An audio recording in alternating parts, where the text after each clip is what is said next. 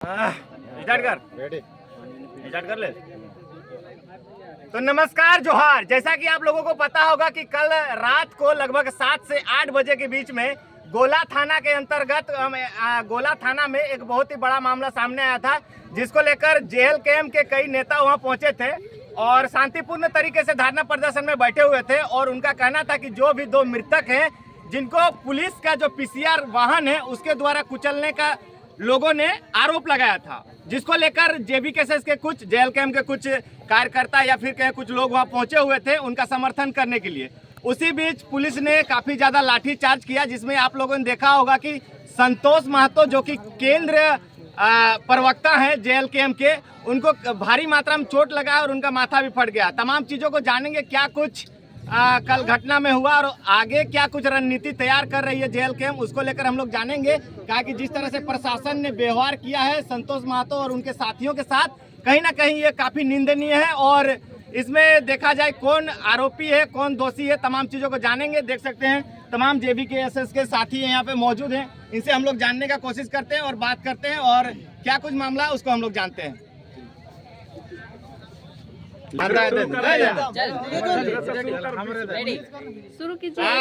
दादा, क्या कहना चाहिएगा, कल आपके साथियों के ऊपर पुलिस के द्वारा लाठीचार्ज किया गया, कहीं ना कहीं देखा जाए तो शांतिपूर्ण तरीके से अपना मांग को रखे थे वहां पे, लेकिन प्रशासन की तरह जिस तरह से व्यवहार किया गया, लाठीचार्ज के साथ आंसू गैस और कहीं ना कहीं वाटर कैनन भी प्रयोग किया गया और कई लोगों को काफी भारी मात्रा में चोट आई है, इस पे आप क्या कहिएगा?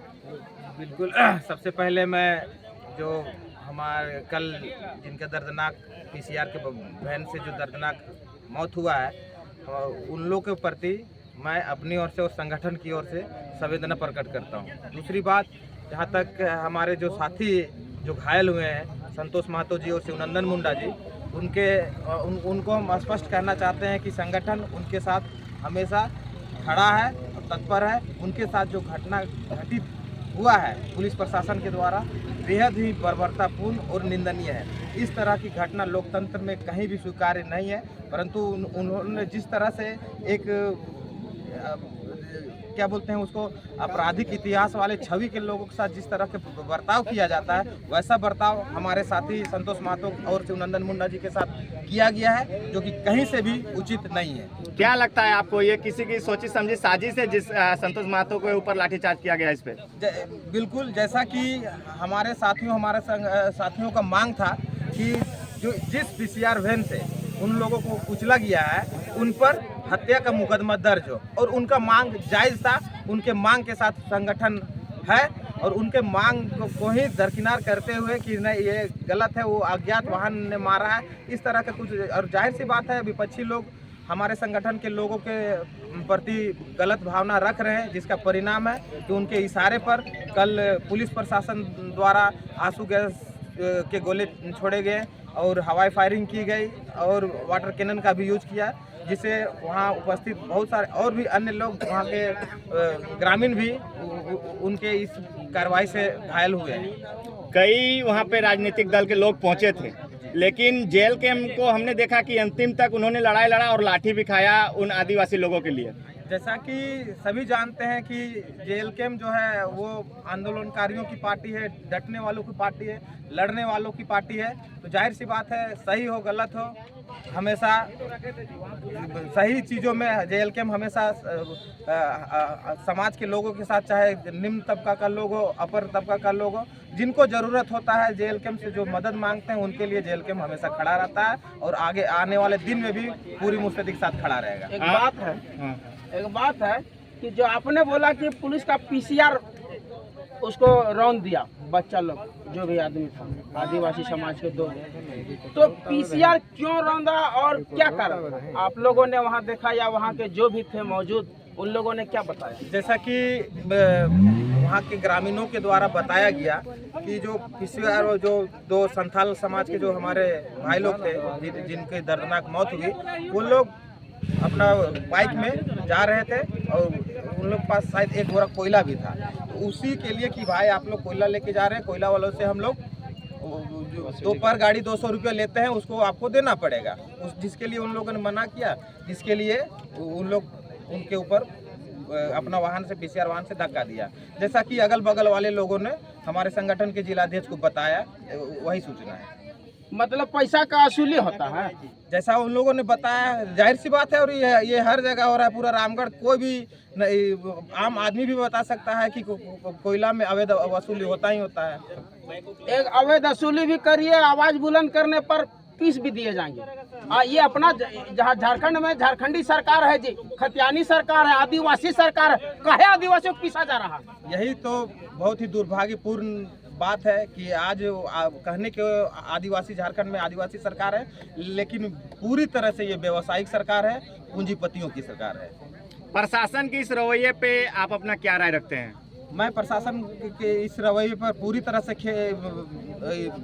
इनको खेद प्रकट करता हूँ, निंदा प्रकट करता हूँ। संगठन की ओर से अगर संगठन का जैसा निर्देश रहा, आदेश रहा संगठन का, आने वाला दिन में तो बृहत रूप से प्रशासन का इसके विरोध में हम लोग धरना प्रदर्शन या उचित जो भी प्लेटफॉर्म होगा, उस 2 संथाल भाइयों के परिवार को उचित न्याय दिलाने के लिए, उसके लिए हमारा संगठन तैयार है, खड़ा है। और आने वाला दिन में इसके लिए निर्णय भी लेने के लिए हम लोग स्वतंत्र हैं। हमारे साथ मौजूद है रामगढ़ जिला के JLKM के जिला अध्यक्ष देवानंद जी। आप घटनास्थल में कल मौजूद थे। आप जो संतोष महतो को चोट लगी उस टाइम आप वहाँ पे भी मौजूद थे। क्या कुछ हुआ था वहाँ पे? आप लोगों ने किसी तरह का कोई दुर्व्यवहार किया था कि आप लोगों के ऊपर लाठीचार्ज किया गया?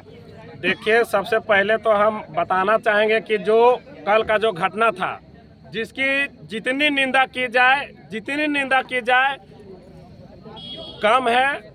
ये पूरी तरह से देखा जाए तो बर्बरतापूर्ण और शर्मनाक है, जो कि लोकतांत्रिक प्रदेश में कहीं इसकी जगह नहीं है।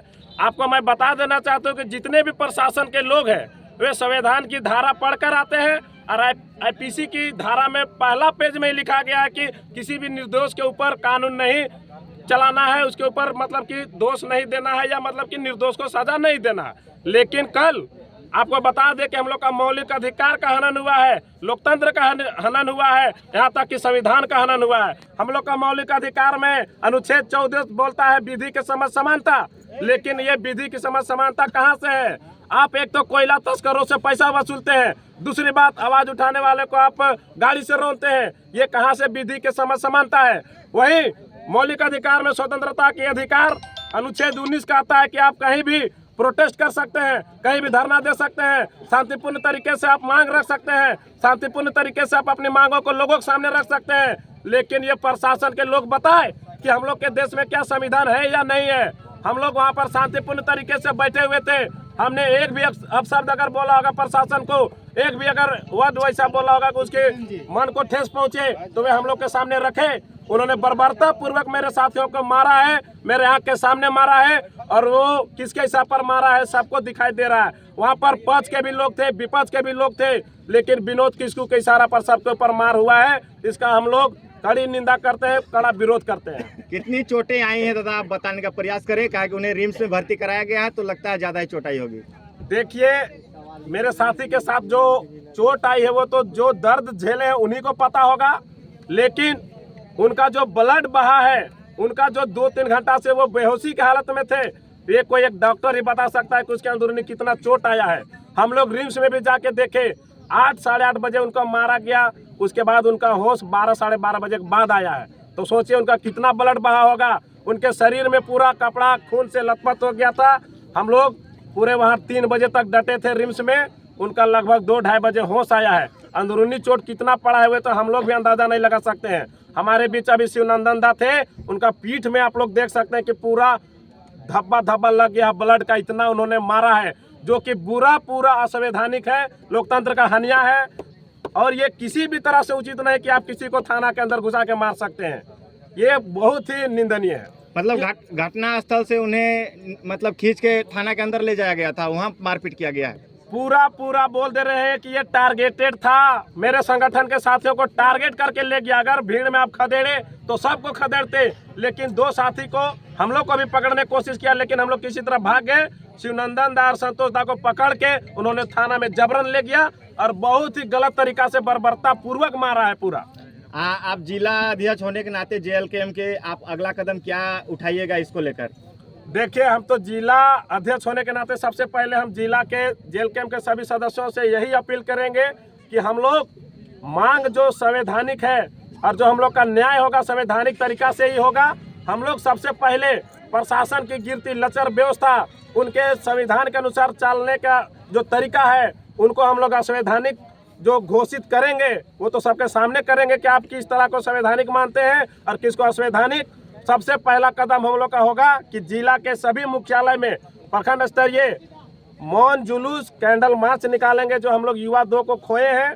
प्रशासन को हम लोग लचर और उनकी गिरती कानून व्यवस्था के खिलाफ में सबसे पहले हम लोग मौन जुलूस निकालेंगे। आपके केंद्रीय अध्यक्ष जयराम महतो भी लाइव में आके कहे कि रामगढ़ और रांची और हजारीबाग के जितने भी साथी हैं जेल कैंप के, वो आए और रामगढ़ के जो भी साथियों के साथ जो भी समस्याएं हैं उसको समाधान करने का प्रयास किया जाएगा। देखिए, हमारे सुप्रीमो केंद्रीय अध्यक्ष माननीय टाइगर जयराम महतो ने अपील किया है रामगढ़ जिला के आसपास के जिला अध्यक्षों को या जिला कमेटी को कि रामगढ़ जिला को मदद करिए। उनके साथ जो भी गलत हुआ है, उनके अन्याय में जो भी मतलब कि प्रशासन का हाथ है, उनको सहयोग करिए, उनका साथ दीजिए।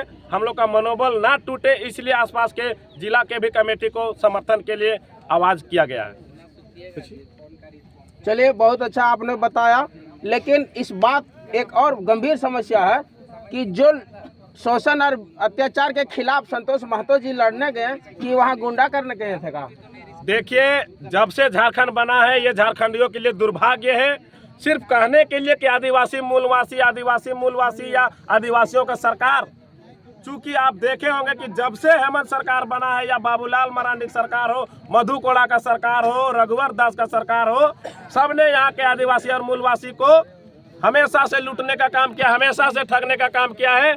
आज जो भी मुद्दा में कोई अगर सवाल उठाता है, चाहे सहिया दीदी का बात हो या तो आंगनबाड़ी का बात हो या तो यहाँ पर पारा टीचर का बात हो या सहायक पुलिस का बात हो या किसी भी विभाग में आप जाइए, जो आवाज उठाता है उसको दबाया जाता है और उसके साथ पूरा चोर लुचा आतंकवादी जैसा व्यवहार किया जाता है और उनके साथ कानून का इतना बोझ दिया जाता है, गलत तरीके से फर्जी केस दिया जाता है, शरीर में बहुत तरह से वार किया जाता है और उनको आंदोलन से दूर करने के लिए लोग हर हथकंडा को अपनाता है, जो कि निंदनीय है। इसको नहीं होना चाहिए, लेकिन सभी सरकारों ने हमेशा से निम्न वर्ग को ही सिर्फ दबाने का काम किया है, जबकि जो भारी मात्रा में कोयला लूट रहे हैं, जो भारी मात्रा में बालू लूट रहे हैं, जो भारी मात्रा में यहाँ पर तस्करी कर रहे हैं मानव का, नौकरी का, सभी चीजों का, उनके ऊपर कोई भी एक्शन आप दिखा दीजिए जो 25 सालों में कोई बड़ा एक्शन हुआ होगा। तो एक बात है कि